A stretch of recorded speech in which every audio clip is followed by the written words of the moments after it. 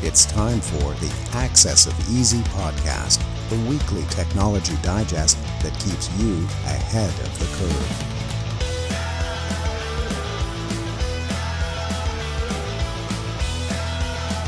Brought to you by EasyDNS.com. Welcome back, everybody, to the Access of Easy podcast. My name is Joey. That's Len. Len, it is very cold out today. My wife is taking a break, or was taking a break from our newborn earlier, to take my dog to my in-laws' house, and had to come back inside to add additional layers.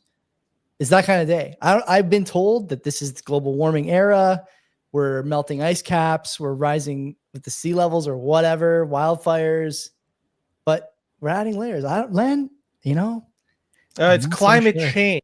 See, those goalposts, they are never defined. They're on casters. Those goalposts are on casters. Yeah, they keep moving. Yeah, today and it's going to get really cold next week. It's going to be I don't know, minus 10, minus 11 to highs for a few days next week. It was so cold yesterday, Joey. I burnt out my starter in my car. It's gone. It's finished. The starter is kaput. 23 years and 2 months, 1 month, the starter is finally done. It's too bad. So sad. So I have to get a new starter. Wow. Yeah. The car, are you going to do it yourself, the replacement? No, it's too cold for me to do it myself. It's not a hard job to do. It's just I don't want to deal with steel, metal. For sure. And it's this cold. It's just not fun at all. What are you going to do? Get it towed to a mechanic? Is that the plan? I guess so. I already got it towed. Yeah. It's, nice. Yeah, so I signed up to a plan that gives me CAA. CAA is best. Anyone who down talks CAA, you don't know what you're missing for that price. Well, considering my car, the age, it makes sense for me to have something like that. And so, just this one trip, it'd be worth it for me for the year. And freebie. Yeah. So the heck with it. When I was driving the Volvo, I had engine trouble probably 3 times in about 4 months, and you get 1 tow a month basically on the house. Up to I think 8 during the year, which is pretty good. You can't beat that. And I think it only costs like $100 a year. Pretty sure it's not much. We got a family plan, so even better probably. Yeah. So it's just it's too bad. So that starter is now done. So that's how cold it is. That it beat the starter. Very cold. Let's get into the newsletter here. So we'll start with last week's quote. This is number 383, by the way. Last week's quote: activism is a way for useless people to feel important, even if the consequences of their activism are counterproductive. I can hardly get through this. Are counterproductive for those they claim to be helping and damaging to the fabric of society as a whole. That was by Thomas Sowell. I don't know how you say his last name. Thomas Sewell, maybe? I think it's actually Sewell. I think it is Sewell, yeah. Yeah, so congratulations, Phil, on winning 382 quotes. Philip, I should say. And this week's quote, Len: I must create a system or be enslaved by another man's.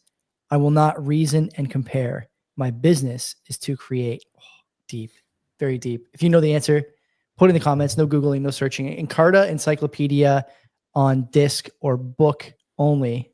That's paper, for those of you who have not heard of. Do you still have an encyclopedia on paper? No, my dad has a set at my childhood home that I will for sure at some point take from him. It'll probably be bittersweet, but I will definitely take those encyclopedias and have them for my daughter. I think encyclopedias are great. I remember when I was a kid looking up all the stuff that I could on ancient Egypt. I was obsessed in like grade 3 or 4. And I used to write little reports, like paragraphs on certain things. And my parents probably couldn't believe when I just became a terrible student in high school and then almost flunked out of my first year in university too, with all the good signs I was showing there. True promise. Not continued through my adolescent years. But anyway. So what are you going to do with the books? You going to keep it, or are you going to donate Keep them? Keep them for sure. See, they're going to come a point in time in your life when you want to be a little bit more mobile, and stuff like that is just so difficult for you to carry. They'll know that for sure. Yeah. So that's neat. Like it's like a relic. It's a relic of a time when information was this. It was like like when TVs were something you built a house around. They were so big. Information was this kind of revered token that you kept in a visible spot in your house. It was like something you wanted people to see and you wanted to own. And that time is gone now. And you can be the judge, I guess, listener, viewer, of whether that's a good thing or a bad thing. But I've always liked books. I don't have a Kindle. When I buy a book, I buy it hard copy and I read it, and I like holding it, and I like the smell of it and the pages, and I write in it sometimes, and there's no substitute for that. And by the way, you learn better, I think, when you're reading something on a page as opposed to on a screen. That's anecdotal for me. I don't know if everyone's like that. No, I think that's they clinically prove that. But audiobooks for me I like that, and it sticks for me. I love the audiobooks. Really? Yeah. Yeah, especially if you're doing something that's mundane, that you're able just to take in something. For sure. And that's the best time to do the audiobook thing. Do you know what I find? I take in the most information from podcasts when I'm playing a video game. Driving for me. Driving, I kind of black out and start thinking to myself. I shouldn't say black out. Hopefully my insurance company's not listening. But like I start thinking for myself a little bit, or thinking to myself. But when I'm playing video games, I'm like locked in, but it's like it's hard to describe how I think I about can't do that. Huh. If I listen to anything when I'm playing a game, I will absorb absolutely nothing. Really? I'm too focused. Yeah. Wow. I'm just focused at the task at hand, and I forget something is in the background. Someone's listening to my wife talking. Keep talking. Keep talking. Hopefully she's not listening either. Anyway, let's get started. We'll start with Adobe here, a company we don't often discuss on AOE. I don't think we have. Do you have any Adobe products? Do you use Photoshop or anything along? We used to use for the show when I was still a budding audio editor and hadn't figured out just how good Audacity was yet. For difficult to edit episodes, I was using Adobe's podcast AI. That was like 2 years ago, probably. And it's okay. But my wife's a big Adobe user. She's a graphic designer. Adobe's where she lives. Well, hopefully she takes heed from what's being said here, because it looks like there's some vulnerabilities in Photoshop. And this is applicable to both people that have it on Windows and Mac OS. So it's not specific to either or. It encompasses them both. And the vulnerability is pretty nasty, because it could let an attacker manipulate the search path environment variable to point to a malicious library. So when Photoshop loads, it could then execute arbitrary code within the context of the current user. You don't want Photoshop to execute any code. It's not what it's designed to do. No, sir. I'm not a Photoshop user. I'm just, from what I use, it's just simply just editing pictures and stuff like that. Bunch of other things as well, but nonetheless, for this vulnerability, it could be exploited into tricking a user into opening malicious file. And once that's done, once they open a malicious file, then potentially arbitrary code execution is done. And so there's a lot of things that could go wrong with this. They say one of the things you could do is try to limit the permissions for the user itself that is using Adobe Photoshop. I'm not sure how many people do that, if they just have that simply one or just a couple of users on their computer and use that primarily to do everything and just load Photoshop and use it from there. But they say that's one way, just to limit permissions within users and have that user use Photoshop. Another thing also is you have to update your stuff, your Photoshop, and that should be able to deal with any of the problems out there. So yeah. And this is more of a word of warning for any Photoshop users, and looks like neither of us are, but maybe your better half is. So tell her to update her stuff. She's on mat leave anyway, so it doesn't matter, not her problem. But the one thing I'll note is that Adobe, like many companies, went to this paid subscription model, this cloud model, I think 5-6 years ago now. And so what you actually have on your computer is like it's hard to explain. It's like a strip. The front end. Exactly. Great way to describe it. It is a UI as opposed to an actual piece of software on your computer. This is another example of something we've seen a bunch on this show, that the cloud services that were supposed to make things quote unquote more secure actually seem to be making them less secure, number one. And number two, this was done because people were pirating the software. There's no other reason you do this. When I was in university, I used to pirate all kinds of stuff just to see if I could. Adobe Photoshop, games, Nero CD burning suite software. Talk about I remember that. Like, remember that? And so I used to pirate all that stuff. And when I was in university, it was so easy. If one guy in the dorm figured it out, everybody in the dorm had it on their computer. And now you can't do that, because they want you to sign in and do all these things and take all these steps, and it's in the cloud, and the permissions is the last thing I think that should be on the list. The first thing is Adobe should be looking at this and going, hey, we need to have a product that's secure, not something that has to travel between central servers and the user's PC or Mac, I guess in this case. to execute on the task that this software is meant to execute. And instead, they're trying to like pin it on the user. Standard. We see this all the time. It's not quite as obvious as it's been in other stories, but this is something to keep an eye on. And more of these cloud services that are sort of parading around as native software, it's not going to end well for these guys. This is and Adobe's a big bounty too. PDFs can be malicious and execute files or execute scripts. I'm sure that Photoshop can do it. I'm sure that Illustrator can do it. And all these things are meant to be sort of fully featured pieces of software, not just for the average designer, but for like the expert, the true like creator in the space. What are you going to do? You're going to start stripping down permissions and re-enable them and disable. Like, no one who uses the software is interested in doing that. The software's gotta work. And this model doesn't work. It's not working.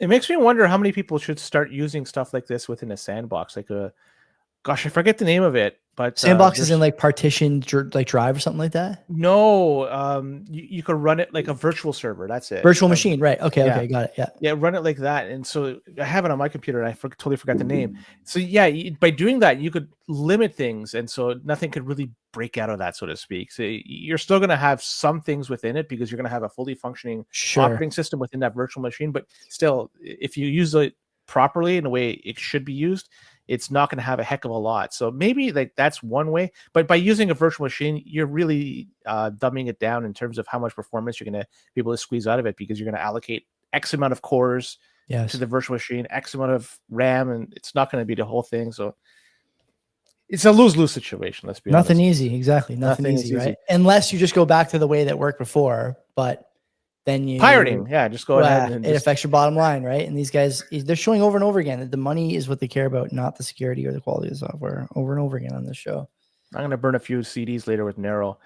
I got 40 OS and 40 proxy. I don't know if we've ever talked about these products before, but there's some issues that are with them. So I just want to talk about what they are first off. 40 OS and 40 proxy. 40 OS is it's a FortiGate designed to provide network security for people, like the firewalling, intrusion prevention system, VPN, stuff like that. And 40 proxy, it provides web filtering, URL filtering, stuff like that. So each of these provide a level of protection for their end users. And I try to find out who are their end users. It's typically large enterprises, small providers, education, healthcare. So it's a bunch of people that could potentially use this. And so I had to like lay this out first before I could talk about the problem. So each of the two things, the 40 OS and the 40 proxy, they have critical vulnerabilities that have been discovered not too long ago. And it's going to be able to provide access to attackers and potential data breaches. And this has been in a while since November 2024. So it's not like it's been there for just a week or two. It's been there for quite some time. So the exploitation could basically enable them super admin privileges on the vulnerable devices, and that's pretty nasty. So again, they say that you should apply patches, upgrade to the newest version, and monitor for suspicious activity.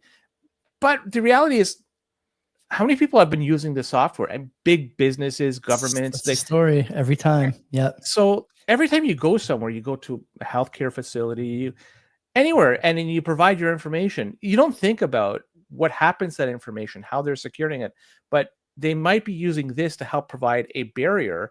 But this is not doing a very good job at being providing a barrier, because they have been affected with these malicious attacks. So it just goes to show, like, in the end, as a consumer, we're dealing with a lot of this stuff indirectly, and we're gonna get pwned one way or another. It sucks. It's too bad. I don't know a way around it, because every time you go somewhere, you're going to have to provide some information, especially in like a healthcare and education sector, but it sucks. Listen to the client list. Mohawk Industries, Druva, Pure Storage. You ever store anything of value in a storage unit? Be careful. PicPay, Alorica, Edward Jones. Sound familiar? Financial. CT Corp, RWJ, Barnabas Health. Travis Perkins and companies across various industries, healthcare, banking. You mentioned that.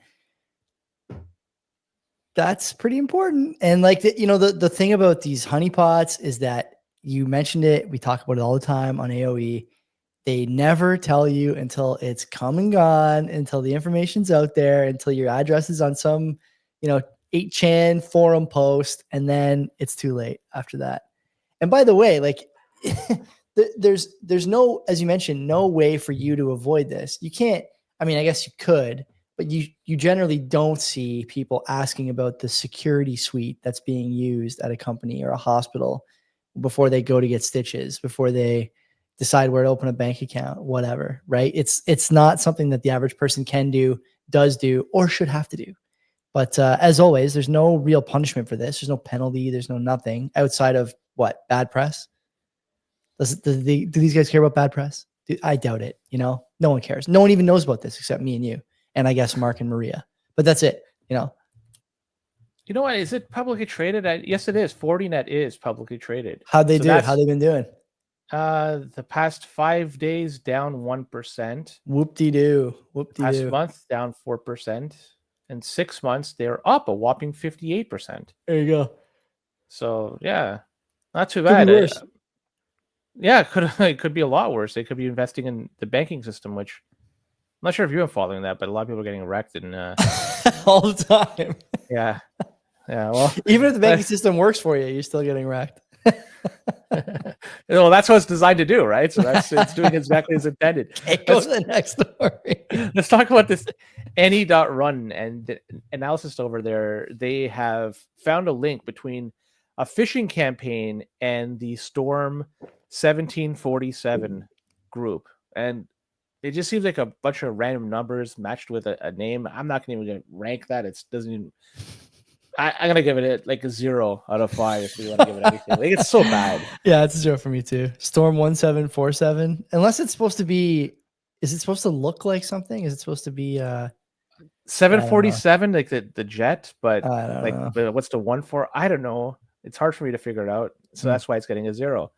And the group, they've been known to leverage phishing kits like the Typhoon 2FA. And with that, they were able to create some very convincing fake login pages.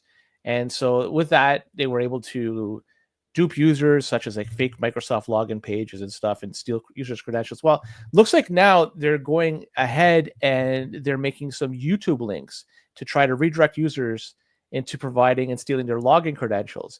I'm not sure who the heck is actively putting in their login credentials for YouTube or anything when it's being prompted for a page. When a page opens up and it's asking me for my login and username and password, clearly, like, there's a problem. You get away from that and you don't visit that website again. But people, they're giving up this information without any second thought.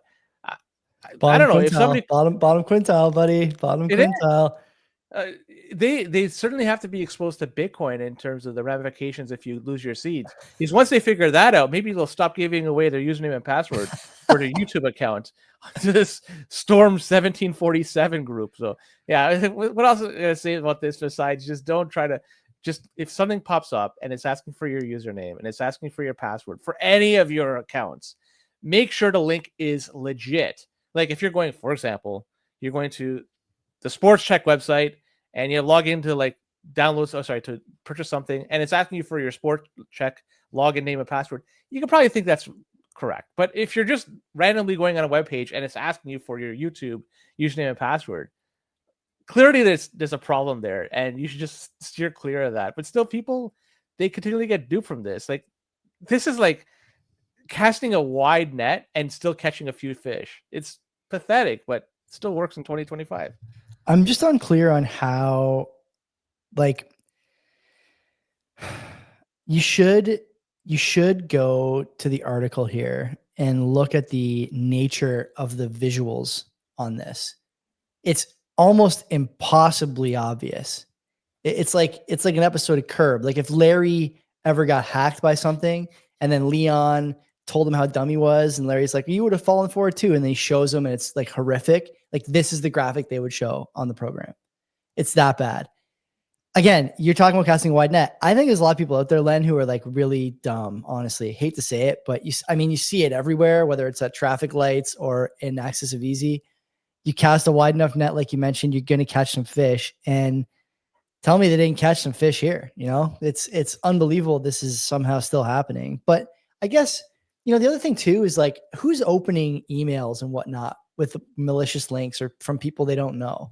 Who's left doing that? It's really the boomers, and that's it. There's no one else doing that at this point. And doesn't this get filtered out by whatever email service you Outlook use? might not do it. I mean, the picture in the articles from Outlook. I don't know if Outlook does it. Gmail for sure would filter this out. You'd never see this in your Gmail account. In a work environment, I use Outlook, and it does do a pretty good job at filtering sometimes, but sometimes it doesn't. Sometimes I still get garbage. Yeah. What can I say? Nothing. They all suck. Yeah, I don't know. There's no good way to do this except anyone over 65 should be banned from computers. Is that the answer? You're banned. But Meta stock's going to tank because nobody uses Facebook anymore, right? That's basically 90% of their user base. Oh man. FBI, they've recently removed something called the PlugX malware, and they removed this from a bunch of US computers, totaling 4,000 and change. And this PlugX, it's a sophisticated and persistent piece of malware. They say it's linked to the Chinese state-sponsored hacking group. I love this name, Mustang Panda. I like that a lot. For whatever reason, I'm going to give a 4.5 out of 5. That is a banger name, Mustang. I don't know why. Yeah, it's something about it. Just that is great. That is great. Resonates with me. So the FBI, they were able to get to the bottom of this because they were also in collaboration with international law partners, and they were able to leverage a unique approach. They exploited a built-in self-delete function within the PlugX malware itself, and by issuing commands through a compromised command and control server, they triggered a self-destruct mechanism, effectively wiping out the malware from infected systems. That's a pretty good way of doing it. So again, it's all points back to the Chinese state-sponsored Mustang Panda. China is going to go crazy the next little while with trying to exploit and try to extract data, especially with Trump coming in the next few days. With Trump coming in, TikTok is being banned in America. Like they're losing some avenues that were readily and easily available to them in the next 2 weeks, significant ones. Yeah, and then on top of that, there could be economic problems that come along because if there's going to be sanctions or some sort of not sanctions, sorry, more tariffs that are going to be implied to Chinese-made goods, then obviously it's going to drive up the price and it's going to be harder to do business with Chinese companies. And China's bread and butter is the United States. So if they're going to make it harder to do business with the U.S., the next 4 years, I think it's going to be absolutely bonkers with respect to stories like this. And we may not hear a lot of it. A lot of them might get squashed. A lot of them may never be reported. Or we may hear about them years after the fact because, let's be honest, trying to catch something, it's kind of like a cat and mouse game. And often the mouse has a head start and that cat is just doing its level best to try to catch it. So not much else to say about this, but the FBI and international law enforcement, they found a really cool way to get rid of this stuff. I think so too. This is one of the cooler sort of ends to a story. Most of the time we hear that there's a breach or a vulnerability and they couldn't figure it out or were able to identify but couldn't arrest anyone or whatever. This time they managed to not only identify and destroy, but seem to have wrapped this up. It's like we're never hear about this again. I don't think, which is too bad because that's really a great name for a hacking group and we're never going to get to say it. Yeah. Maybe it'll spin off or I don't know. Gravy Analytics. It's a US based location data broker. Gravy Analytics. And I'm going to have to rank this name just because I'm principal and I give it maybe a 1 out of 5. It's so really Gravy Analytics. Come on. Have you seen the logo? Yeah, you still didn't like it? You still don't like it? No, just something about this doesn't jive with me for whatever reason. I don't know. It sounds too Western to me. I don't know. Anyways, all right, not that I'm more of a whatever. So what they're responsible for, they collect vast amounts of location data from millions of mobile devices. And the problem with this, well, they're facing criticism for their data collection privacy practices and also user privacy in terms of protection of it, because it looks like there was a significant data breach. So these guys, they've been collecting years worth of location history, like the GPS coordinates and IP addresses from millions of devices. And it was picked off a lot from apps like Spotify, Candy Crush, Tinder, stuff like people just want to install because they want the instant gratification. And well, Well, There you go. Spotify is a music app, right? But it does give you stuff that's popular in your region. So fuck that. Oh, sorry, no swearing allowed. That does suck, though. That's an app a lot of people use, and it's not one you really think of in terms of your security. Why would you give up your location for Spotify? Because you have to give a billing address. And so when you give a billing address, it's your credit card is linked to a location. Not a lot of people know this, but when you buy an iPhone, and you want to set your country, it verifies that you're not lying about your country the first time you try and make a payment on the phone. The phone will look at your credit card number and the billing address, make sure they match, and then off you go. Because your credit card number has baked into it a region. And so all this stuff is working in the background. So Spotify obviously gets your information as well when you pay for the service. And that's how they get, I'm guessing anyway, that's how they get the location. And then that location is baked into your user ID or into some metadata somewhere in the app, and off you go.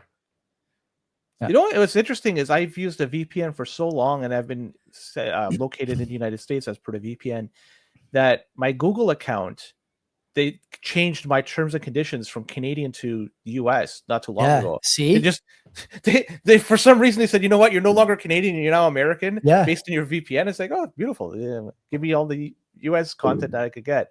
And I don't belong there. I'm in Canada, so it's harder to find me. Either way, the breach, it's quite a lot of it. It's 17 terabytes worth of data, and they're threatening to publish it. And yeah, so like if you're one of the users of one of these apps and you potentially have been impacted by this, like I don't know what you could do. Clearly, you're impacted, but you don't want your coordinates given up. You don't want your IP address. You don't want your history.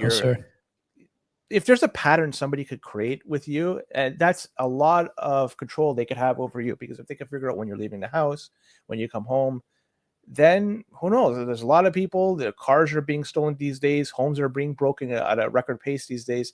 And if they could have a profile on an individual about when they're vacating the house, just based on habits, well, stuff like this, be very careful when you give up any information to any app, because you never know what's going to happen in the future. Okay, two things I want to note from this article. The first one, I'm just going to read from it because it's worth hearing this again. Unicast, founded in Norway in 2004, merged with Gravy Analytics in 2023 to create what it touted at the time as one of the largest collections of consumers' location data. Are you sitting down? Gravy Analytics claims to track more than 1 billion devices around the world every day. That's a big number. Here's the best part, though. In its data breach notice filed with Norway, Unicast said it identified on January 4th that a hacker acquired the files from where, Len? Its Amazon cloud environment through a misappropriated key. If you ever used AWS, they give you keys to each like virtual task you're running, and the key lets you, change the parameters and all that stuff. It's been a while since I used that, so I might be misspeaking a little bit, but that's generally how it works. Unicast said it was made aware of the breach through communication with the hacker. Hacker told them, but the company gave no further details. The company said its operations were briefly taken offline following the breach. That is a greatest hits right there, right? You have 1 billion devices being tracked, probably unknowingly. Who knows? Me and you might be in there. We probably are. The data breach notice, right? Filed with the government before it was filed with the users. Amazon cloud server is the place where the vulnerability was. They only find out because the hacker told them. They take the services offline. They don't give any more details. That's hitting for the cycle is what that is. And it's unbelievable that they get away with that. Is it not? It's like the same story over and over again with these cloud services and the reporting and it's garbage, man. Complete garbage. And they'll continue to do business. It's it. That's the only thing. That's the only option you have as a retailer. That's it, or a retail person. That's all you can do. Well, retail, it's somebody is using their information. Somebody's selling their information to them. So you got to cut off that at the source. But it's not going to happen. There's not going to be regulation to stop it. They're going to continue to operate. Information is going to be continued collected, and as more and more information gets collected, as you said, it's a honeypot. Like these things, people want to get access to this stuff. As the information becomes bigger and more valuable, more ability or more opportunities to attack it, it's going to happen. And here you go. Good luck. Have fun. Take care of yourself. That's the end of Access of Easy 283. Stay warm. 383. What did I say? Don't burn your starter. Yeah, don't do that.